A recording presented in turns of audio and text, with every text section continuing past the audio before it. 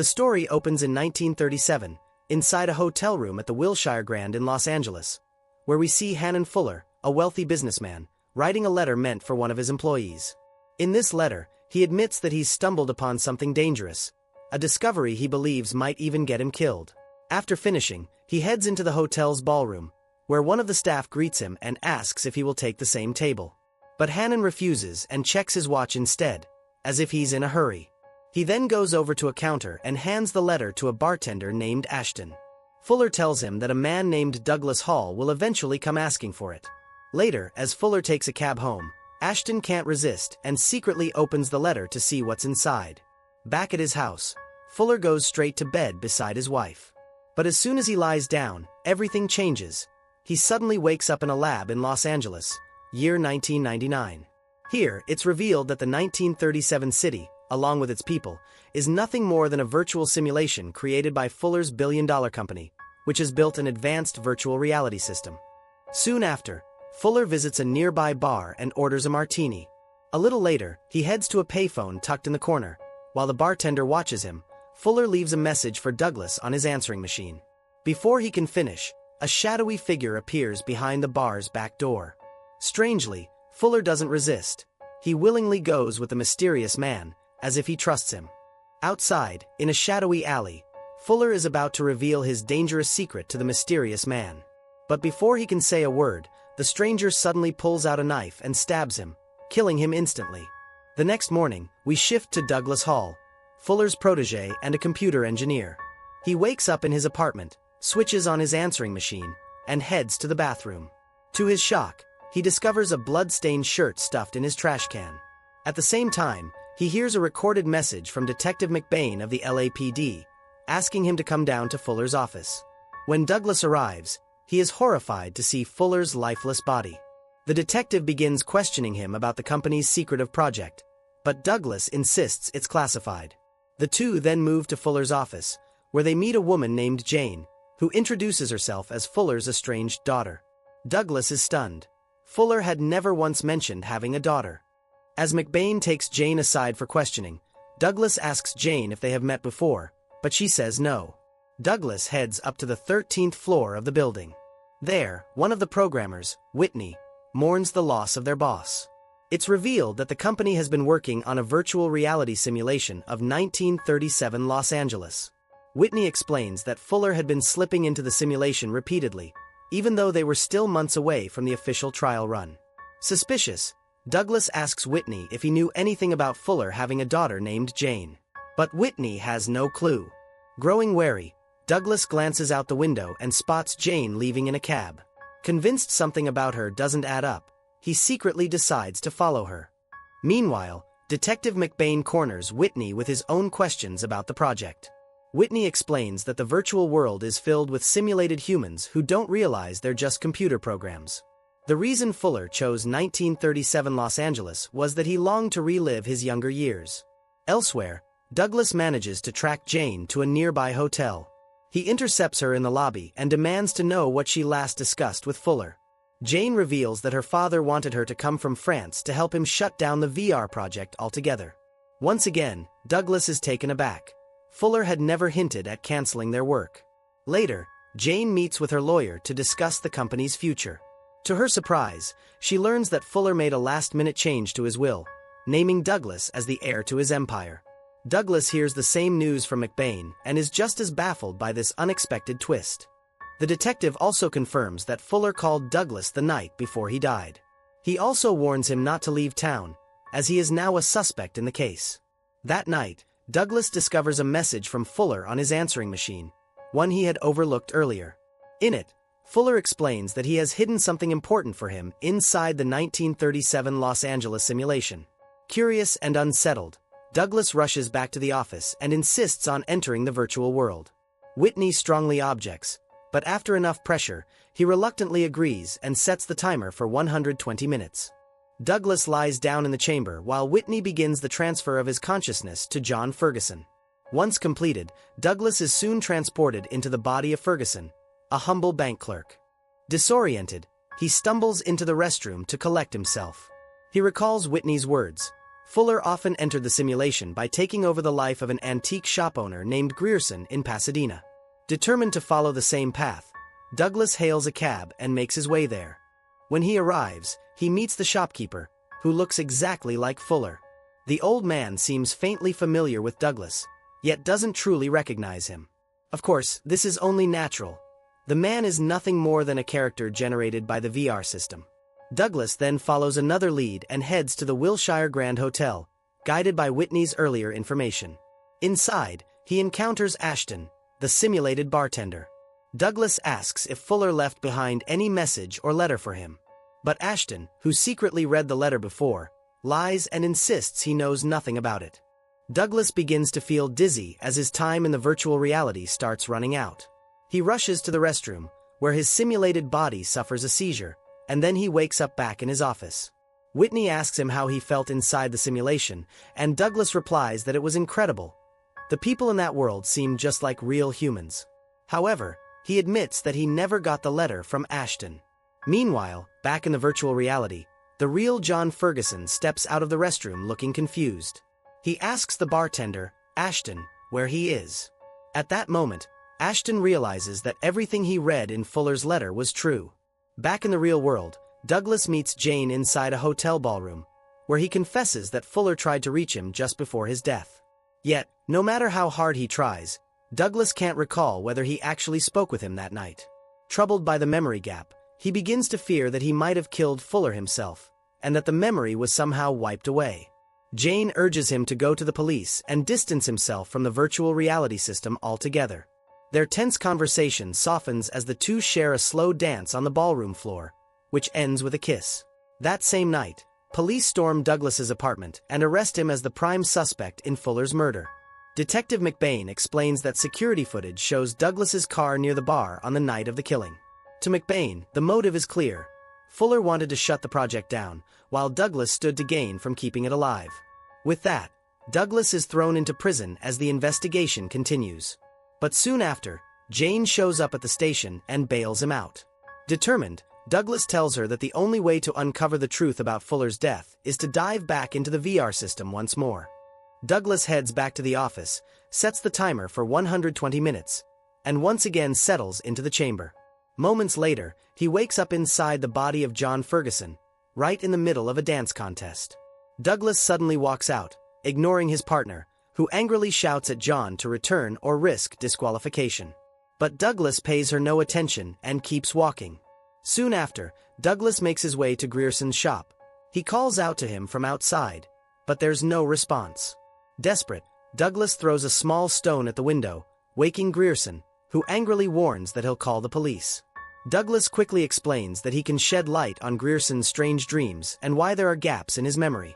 This calms Grierson, and he reluctantly agrees to let Douglas inside. As they talk, Grierson recalls something odd he recently discovered under his bed. He pulls out a fine leather briefcase containing an expensive suit. Strangely, he insists he never bought it and doesn't even remember wearing it, yet it fits him perfectly. Douglas quickly realizes the truth. Fuller must have left it there.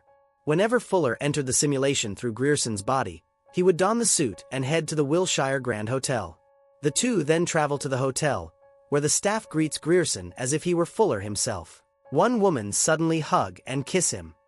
They take a seat in a quiet corner of the ballroom, and Grierson focuses intensely, trying to dig through the fragments of memories left behind when Fuller took over his mind. Eventually, a memory surfaces. He recalls handing a letter to Ashton, the bartender. Douglas immediately tails Ashton, who slips away toward the locker room after noticing the two men speaking in hushed tones. Douglas sneaks up and notices an open locker. As he tries to check it, Ashton suddenly appears behind him, holding a gun pointing at him. The bartender begins confessing everything. He admits that he read the letter and learned the horrifying truth, that he is nothing more than an artificial creation. Following Fuller's instructions, Ashton once drove all the way to Tucson, where he reached the very edge of his reality. What he saw left him shaken, a glowing green grid of electronic codes, marking the boundaries of his world. In that moment, Ashton realized he was living inside a computer-generated simulation. Frightened and furious, Ashton fires at Douglas, but Douglas manages to fight back and escape. Ashton chases him all the way to the swimming pool area, where Douglas launches a counterattack and overpowers him. Demanding the letter from Fuller, Douglas forces Ashton to hand it over. As Douglas tries to read it, Ashton seizes the moment, strikes back, and pushes him into the pool. Ashton holds the upper hand as Douglas struggles underwater, running out of breath. Just before it's too late, Whitney, from the real world, manages to pull Douglas out of the simulation and wake him up. After the incident, Douglas comes to a harsh realization. The people inside the simulation aren't just mindless programs. They live real lives and feel genuine emotions. By jumping in and out of their world, he and the others have been carelessly interfering with their existence. Determined to end it once and for all, Douglas decides to shut the project down permanently. He then drives to Jane's hotel, only to find Detective McBain waiting in the lobby. The detective informs him that Jane has been missing for quite some time. What's more, his investigation reveals that Fuller never had a daughter, and that no record of a Jane Fuller exists in either the United States or France. Puzzled, Douglas tracks down the cab driver who dropped Jane off at the hotel days earlier. After being paid for information, the driver recalls taking her to a nearby neighborhood. Douglas follows the lead and approaches a local woman, asking if she knows Jane Fuller. The woman shakes her head, but when he describes Jane's appearance, she reveals the shocking truth. Her real name is Natasha Molinaro, and she works as a grocery store clerk. Douglas visits the store, but Molinaro doesn't seem to recognize him. She only mentions a strange sense of déjà vu, as if she's seen him before but can't place where. By this point, Douglas had started to fall for Jane, but he's forced to confront the truth. She isn't part of his reality at all. Jane is simply a consciousness that slips into Molinaro's body, much like how Douglas himself inhabits John Ferguson. This leaves him questioning. Is the world he calls home truly real, or just another layer of simulation? In search of answers, Douglas follows the path Ashton once took, as hinted in Fuller's letter. He drives for hours until he reaches a boundary where his surroundings dissolve into a crude wireframe grid. It's then that Fuller's warning becomes crystal clear. The Los Angeles of 1999 he lives in is nothing more than a virtual construct, and he himself is just another simulation inside it. Meanwhile, Jane logs back into the system, once again taking control of Natasha's body. She notices Detective McBain's car outside and immediately contacts Douglas, urging him to meet her at Fuller's office, where she promises to explain everything. When they finally meet, Jane reveals the staggering truth. His world is just one among countless virtual realms. But unlike the others, this one is unique, because within it, someone managed to build a simulation of their own. Finally, she confesses that she exists outside the program, in the real world, beyond the illusion of 1990s Los Angeles. After Fuller's death, Jane entered the simulation, posing as his daughter to gain control of the company and shut down the 1937 program once and for all. But her plan fell apart when Douglas was unexpectedly named the rightful heir. Douglas himself, she explains, was designed in the likeness of her real-world husband, David. Yet despite knowing he's only a construct, she admits she's grown genuinely attached to him. Jane then reveals a darker truth. David was the one who killed Fuller, using Douglas' body as his weapon. She confesses that when they first married, David was a good man. But over time, something inside him changed. He began abusing the simulation, twisting it into his personal playground, indulging in cruelty and killing people purely for pleasure. After laying bare her pain and secrets, Jane and Douglas give in to their emotions, sharing an intimate night together. Meanwhile, in the office, Whitney decided to test the 1937 virtual simulation. His consciousness was transported into Ashton, the bartender, who suddenly found himself driving a car in the middle of the road.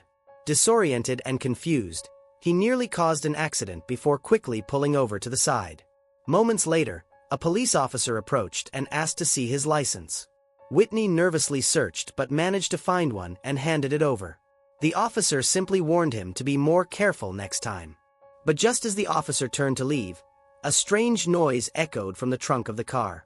Suspicious, he called Whitney over, opened the trunk, and was shocked to find John Ferguson bound and gagged inside. Immediately, the officer attempted to arrest Whitney. Panicked, Whitney resisted and tried to walk away. He failed to notice an oncoming truck. The vehicle struck him, killing him on the spot. Whitney then jolted awake in the lab, now carrying Ashton's consciousness. A nearby guard quickly noticed his odd behavior and immediately summoned Douglas to the office. As Douglas leaves, Jane calls Detective McBain and confesses everything. When Douglas arrived at the office, he was stunned to find the guard already lying lifeless on the floor. He searched the rooms until he discovered Whitney in another chamber, casually enjoying himself while watching multiple televisions. Douglas confronted him. A brief exchange confirms Whitney's absence. In that moment, Douglas realized he wasn't speaking to Whitney at all. It was Ashton in control. When Douglas pressed him about Whitney's whereabouts, Ashton explained that the last thing he remembered was placing Ferguson in the trunk of his car. Without another word, Douglas shut off the televisions and headed toward the next room. Enraged, Ashton grabbed a gun and followed him, though he couldn't help but marvel at the strange new world around him. Douglas then revealed the shocking truth. Just like Ashton, he too was part of a virtual simulation. Ashton suddenly grasped the bigger picture. There was yet another world above theirs, and Douglas confirmed it. Desperate, Ashton demanded to see the system for himself. The two ascended to the 13th floor. But inside the elevator, David suddenly transported into Douglas's body, taking control. Once they reached the lab, Ashton was left awestruck by the advanced technology before him.